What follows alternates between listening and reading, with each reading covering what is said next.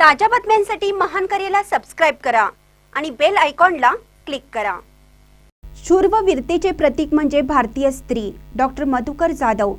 मोदके येथे हळदी कुंकू समारंभात छत्रपती शिवाजी महाराज यांच्यावर व्याख्यान।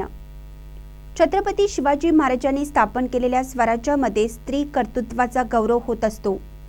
स्त्रीचा सन्मान व आदर हे छत्रपती शिवाजी महाराजांच्या स्वराज्याचे ध्येय होते।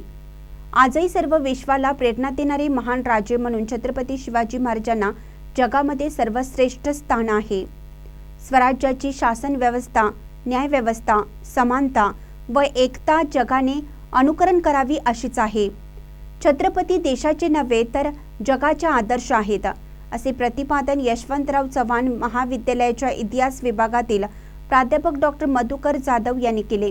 ते मोदके तालुका हुक्केरी जिल्हा बेळगाव येथील शहीद महादेव पाटील प्रणित ओमकार गणेशोत्सव मंडळ मोदके यांच्या वतीने आयोजित करण्यात आलेल्या हळदी कुंकू समारंभ प्रसंगी प्रमुख वक्ते म्हणून बोलत होते।